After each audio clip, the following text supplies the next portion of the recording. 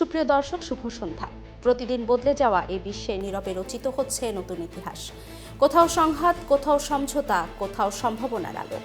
বিশ্ব রাজনীতি, অর্থনীতি, কূটনীতির জটিল বাস্তবতায় প্রতিনিয়ত বদলে যাচ্ছে ক্ষমতার সমীকরণ, শক্তির ভারসাম্য এবং মানুষের ভবিষ্যৎ।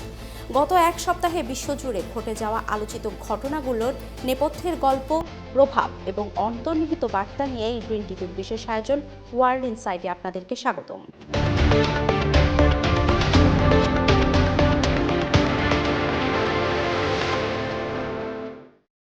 শুরুতেই গ্রিনল্যান্ড প্রসঙ্গ। গ্রিনল্যান্ড দখলে নিতে শক্তি প্রয়োগের হুমকি থেকে সরে আসার ঘোষণা দিলেন যুক্তরাষ্ট্রের প্রেসিডেন্ট ডোনাল্ড ট্রাম্প। প্রত্যাহার করে নিলেন গ্রিনল্যান্ডের মিত্র দেশগুলোর উপর শুল্ক আরোপের হুমকিও। হঠাৎই কেন গ্রিনল্যান্ড ইস্যুতে কৌশলী অবস্থান মার্কিন প্রেসিডেন্টের? বিশ্লেষকরা মনে করছেন ট্রাম্পের গ্রিনল্যান্ড পরিকল্পনা শুধুই নিরাপত্তা বা খনিজের জন্য নয়, বরং ভূখণ্ড সম্প্রসারণ এবং মার্কিন প্রভাব বৃদ্ধি এর অন্যতম উদ্দেশ্য। Anything's possible, but in the meantime, we're getting everything we wanted: total security, total access to everything. মার্কিন প্রেসিডেন্ট ডোনাল্ড ট্রাম্পের গ্রিনল্যান্ড বিষয়ক মন্তব্য আন্তর্জাতিক মনোযোগের কেন্দ্রবিন্দুতে। ট্রাম্প ন্যাটোর প্রধান মার্ক রুটের সঙ্গে ফলপ্রসূ বৈঠকের পর গ্রিনল্যান্ড এবং আর্কটিক অঞ্চলের নিরাপত্তা নিয়ে ভবিষ্যতের সম্ভাব্য চুক্তির কাঠামো ঘোষণা করেছেন। তিনি বলেছেন, আলোচনায় আর্কটিক নিরাপত্তা জোরদারের বিষয়টি প্রধান গুরুত্ব পাবে, যদিও চুক্তির বিস্তারিত এখনও প্রকাশ করা হয়নি। এর আগে ট্রাম্প গ্রিনল্যান্ড অধিগ্রহণের ইচ্ছা প্রকাশ করেছিলেন এবং ইউরোপীয় মিত্রদের ওপর শুল্ক আরোপের হুমকি দিয়েছিলেন যদি তারা দ্বীপটি বিক্রির বিষয়ে সহমত না হয়। কিন্তু ন্যাটো এবং ডেনমার্কের চাপের পর ওই হুমকিগুলো প্রত্যাহার করেছে ট্রাম্প প্রশাসন। ন্যাটো এবং ডেনমার্ক পরবর্তী সিদ্ধান্তে আর্কটিক অঞ্চলের নিরাপত্তা বৃদ্ধির ওপর একমত হয়েছে, বিশেষত রাশিয়া ও চীনের প্রভাব প্রতিরোধে। ন্যাটো মহাসচিব রুটে বলেছেন, আলোচনায় গ্রিনল্যান্ডের সার্বভৌমত্বের প্রশ্নে কোনো আলোচনার সুযোগ নেই এবং নিরাপত্তা সমাধানকে কেন্দ্র করে কাজ করা হবে। ডেনমার্ক ও গ্রিনল্যান্ডের সরকারের পক্ষ থেকে বার্তা এসেছে যে গ্রিনল্যান্ডের সার্বভৌমত্ব রেড লাইন হিসেবে অপরিবর্তনীয়। তারা আন্তর্জাতিক আইনের প্রতি সম্মান রেখে আলোচনায় প্রবেশ করতে চায় এবং স্বীকৃত অধিকার নিয়ে স্বাধীন আলোচনা দাবি করছে। বিশ্লেষকরা মনে করছেন, ইউরোপীয়দের ঐক্য ও কঠোর প্রতিক্রিয়া পরিপ্রেক্ষিতে ট্রাম্প প্রশাসনের পন্থা পরিবর্তিত হয়েছে। শুল্ক হুমকি, ইউরোপীয় ঐক্য এবং ন্যাটোর নিরাপত্তা ফোকাস একসঙ্গে ট্রাম্প প্রশাসনকে কৌশলগতভাবে ফ্রেমওয়ার্ক চুক্তি প্রণয়নে বাধ্য করেছে।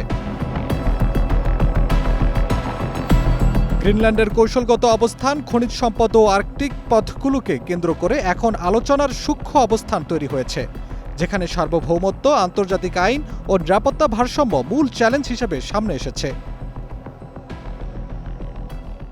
বরফের নীরব রাজ্য আর ভূ রাজনীতির নতুন যুদ্ধক্ষেত্র। বলছি পৃথিবীর সবচেয়ে বড় দ্বীপ গ্রিনল্যান্ডের কথা। মার্কিন প্রেসিডেন্ট ডোনাল্ড ট্রাম্পের একটি মন্তব্যেই বিশ্ব রাজনীতির আলোচনায় উঠে এসেছে গ্রিনল্যান্ড।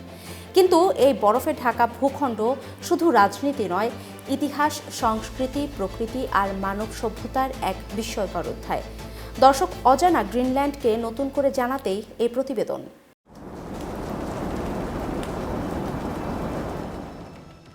গ্রিনল্যান্ড পৃথিবীর সবচেয়ে বড় দ্বীপ।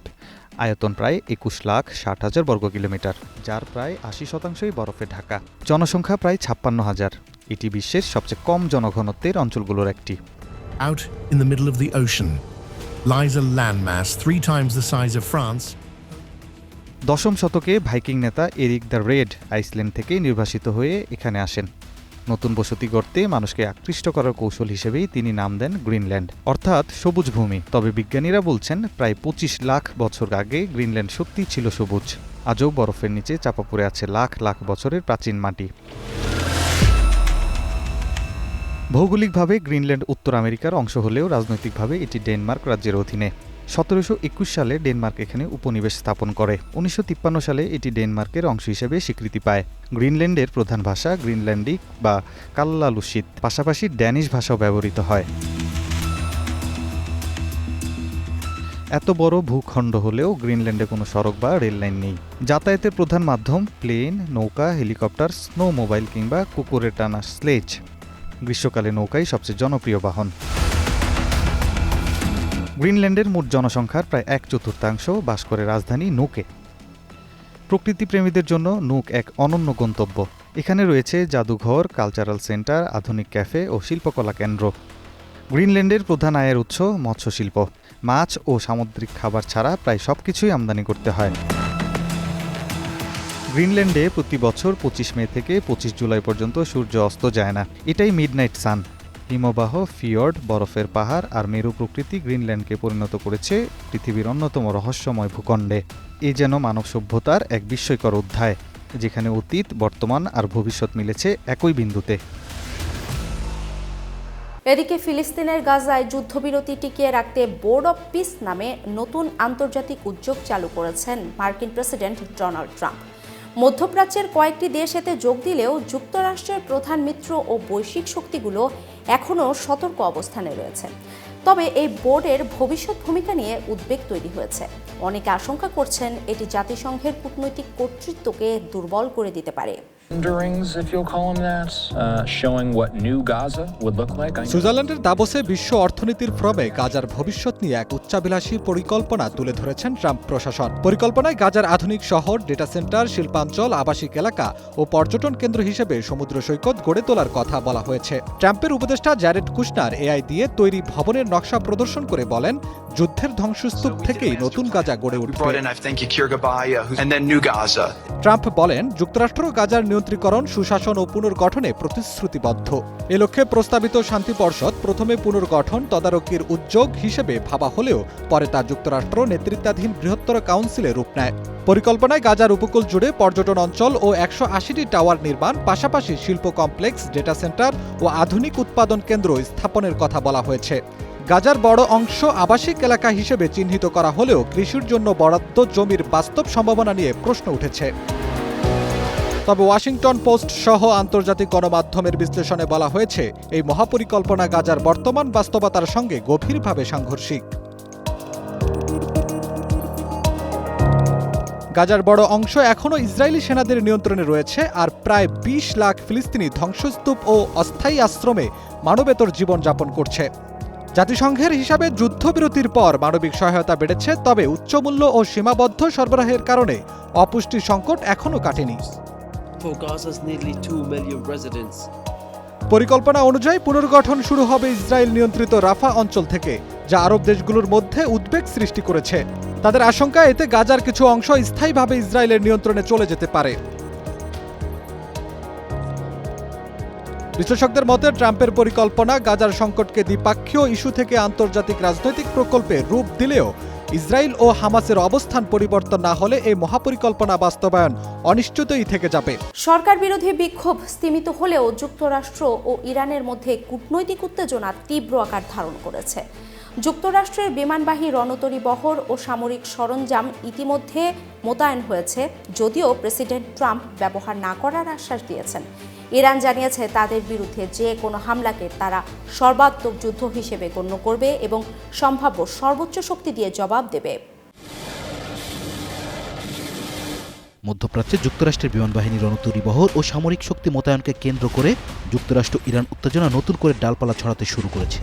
ইরানের এক ঊর্ধ্বতন কর্মকর্তা জানিয়েছেন, তাদের বিরুদ্ধে যে কোনো ধরনের হামলাকে তেহরান সর্বাত্মক যুদ্ধ হিসেবে বিবেচনা করবে এবং কঠোরতম প্রতিক্রিয়া জানাবে।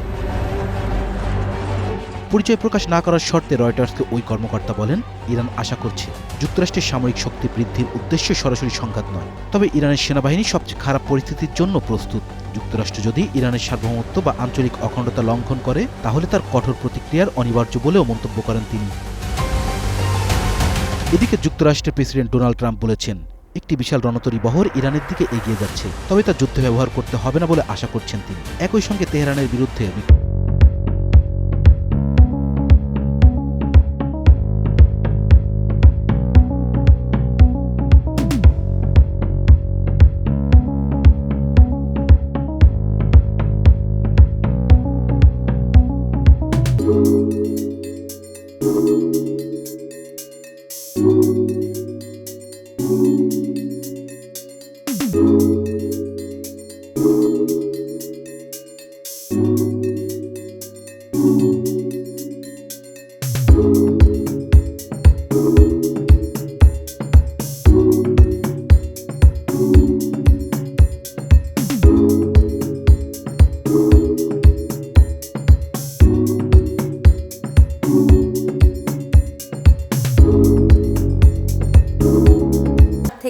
দেশটির প্রেসিডেন্ট নিকোলাস মাদুরোকে তার স্ত্রীসহ যেভাবে তুলে নিয়ে গেছে মার্কিন বাহিনী তা নিয়ে এখনও অবাক পুরো বিশ্ব।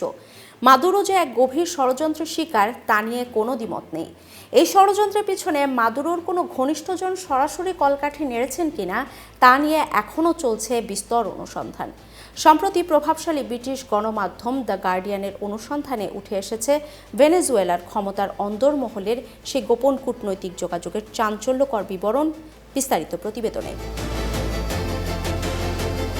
ভেনিজুয়েলার প্রেসিডেন্ট নিকোলাস মাদুরোকে যুক্তরাষ্ট্র থেকে আটক করার আগেই নাটকীয় এক গোপন সমঝোতা হয়েছিল ওয়াশিংটন ও কারাকাসের শীর্ষ নেতাদের মধ্যে। মাদুরোর ঘনিষ্ঠ ডেলসি রদ্রিগেজ ও তার ভাই হোর্হে রদ্রিগেজ যুক্তরাষ্ট্র ও কাতারের মধ্যস্থতাকারীদের মাধ্যমে জানিয়েছিলেন মাদুরো বিদায় নিলে তারা যুক্তরাষ্ট্রকে সহযোগিতা করবেন। Today, President Trump again touting the stealth military mission that captured Maduro and his wife, bringing her to the U.S. to stand trial. It was so brilliant. The electricity for almost the entire country was boom. প্রভাবশালী British সংবাদ মাধ্যম the guardian এই গোপন কূটনৈতিক যোগাযোগের বিবরণ প্রকাশ করছে। জানা গেছে ডেলসি 2018 সালের শরৎকাল থেকে মার্কিন কর্মকর্তাদের সঙ্গে যোগাযোগ শুরু করেছিলেন। নভেম্বরের শেষের দিকে ট্রাম্প ও মাদুরোর ফোন আলাপের পর আলোচনা জোরদার হয়, যেখানে ট্রাম্প মাদুরোকে ক্ষমতা ছাড়তে অনুরোধ করেন, কিন্তু মাদুরো তা প্রত্যাখ্যান করেন। What Maduro was doing that moment. Well, I when knew he the was possible danger. It was a very dangerous operation. It was amazing that we had. Delcy Rodriguez vice president থাকাকালীন মার্কিন কর্মকর্তাদের জানিয়েছিলেন তিনি প্রস্তুত আছেন এবং মাদুরোর বিদায়ের পর তিনি যে কোনো সহযোগিতা করবেন। ট্রাম্প প্রশাসনের কিছু কর্মকর্তা প্রথমে এই সহযোগিতায় অনীহা প্রকাশ করলেও তারা পরে বুঝতে শুরু করেন মাদুরো বিদায়ের পর ডেলসি ও হোর্হে রদ্রিগেজই দেশটির স্থিতিশীলতা রক্ষায় সবচেয়ে কার্যকর। I just want to thank you. I was thinking we're landing here. We're going to fuel up, and it's such an honor to have you on the plane. You don't do this often. October মাসে কাতারের মধ্যস্থতায় আলোচনায় Delcy প্রস্তাব দিয়েছিলেন যদি Maduro নিরাপদভাবে ক্ষমতা ছেড়ে চলে যান তিনি অন্তর্বর্তী সরকারের প্রধান হবেন। যদিও এই পরিকল্পনা পরবর্তীতে ভেস্তে যায়। মার্কিন কর্মকর্তারা দেখেন ডেলসি কট্টর মতাদর্শের নেতা না হলেও আস্থাযোগ্য। Backing Maria Corina Machado, the exiled opposition leader and Nobel Peace Prize winner. ডেলসির জন্য পরিস্থিতি ঝুঁকিপূর্ণ ছিল। একদিকে মাদুরোকে উৎখাতের প্রস্তাব, অন্যদিকে প্রকাশ্যে বিশ্বাসঘাতকতা না করা। জানুয়ারিতে যখন মার্কিন সামরিক বাহিনী কারাকাসে হেলিকপ্টার অভিযান চালায় ডেলসি মার্গারিটা দ্বীপে অবস্থান করছিলেন।